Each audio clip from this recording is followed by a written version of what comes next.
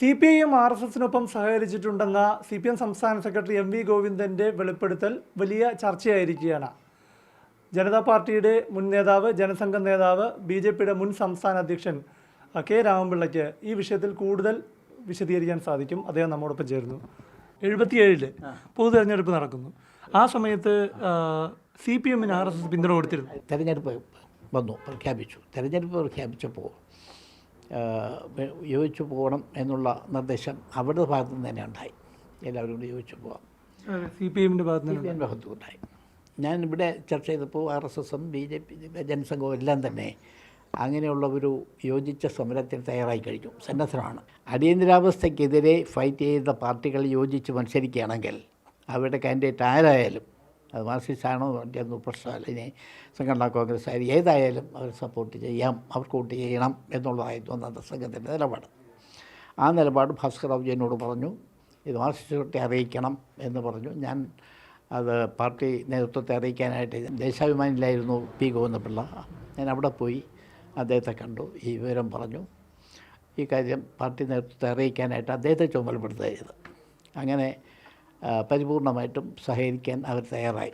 RSSൻ്റെ പിന്തുണ വോട്ട് CPMനാണ് എന്ന് താങ്കൾ അറിയിച്ചപ്പോൾ എന്തായിരുന്നു P. ഗോവിന്ദപിള്ളയുടെയൊക്കെ? വളരെ സന്തോഷം പ്രകടിപ്പിച്ചു. വോട്ട് ആരെങ്കിലും വേണ്ടെന്ന് പറയും. P. ഗോവിന്ദപിള്ളയോടാണല്ലോ ഞാൻ പറഞ്ഞത്. അദ്ദേഹം വളരെ സന്തോഷം, അതാണ് വേണ്ടത്, നമുക്ക് സഹകരിച്ച് പോകണം. കാര്യം അവരെ അറിയിക്കുകയും ചെയ്തു. ആരും അതിൽ എതിരായിട്ടുള്ള അഭിപ്രായം തോന്നില്ല. സംഘത്തിൻ്റെ അത്തരമൊരു ആഹ്വാനം അതാദ്യമായിരുന്നു. അതെ, എൻ്റെ അറിവിൽ ആദ്യത്തെയാണ്. അതിന് മുമ്പ് ഏതെങ്കിലും പാർട്ടിക്ക് ഈവൻ ജനസംഘത്തിൽ പോലും വോട്ട് ചെയ്യണമെന്ന് നിർദ്ദേശം കൊടുത്തിട്ടില്ല. അന്ന് സംഘത്തിൻ്റെ ചുമതലക്കാരൻ ആരായിരുന്നു ഇവിടെ? ഭാസ്കർ റാവു തന്നെ. അതിൻ്റെ ടോപ്പിലുള്ള ഭാസ്കർ റാവുജിയാണ്. പിന്നെ ഞങ്ങളെപ്പോഴും ഒന്നിച്ച് കാണാനുള്ളൊരു സംവിധാനം ഉണ്ടാക്കിയിരുന്നു, ഇടയ്ക്കിടയ്ക്ക് ഒന്നിച്ച് ചർച്ച ചെയ്യാനൊക്കെ. ഈ 77-ലെ ആ നിലപാടിന് ശേഷം പിന്നീട് എപ്പോഴെങ്കിലും CPMുമായി സഹകരിച്ചിരുന്നോ? പിന്നീട് ഒരിക്കലും ഉണ്ടായിട്ടില്ല. ഇലക്ഷൻ കഴിഞ്ഞ് ഏതാനും മാസങ്ങൾ കഴിഞ്ഞപ്പോൾ തന്നെ കണ്ണൂർ ജില്ലയിലും കാസർഗോഡൊക്കെ സംഘടനകളും കൊലപാതകങ്ങളൊക്കെ ഉണ്ടായി. അതോടുകൂടി അകന്നു. തലശ്ശേരി ഉപതെരഞ്ഞെടുപ്പ് വന്നപ്പോൾ അവിടെ ഈ പ്രശ്നം വന്നു എന്ന് വേണമെന്നുള്ള. അപ്പോൾ മാർക്സിസ്റ്റ് പാർട്ടി നേതാക്കൾ EMS ഒക്കെ പരസ്യമായിട്ട് എന്ന് പറഞ്ഞ് ഞങ്ങൾ RSSുമായിട്ട് ബന്ധമില്ല, വോട്ട് അവരുടെ വോട്ടും വേണ്ട.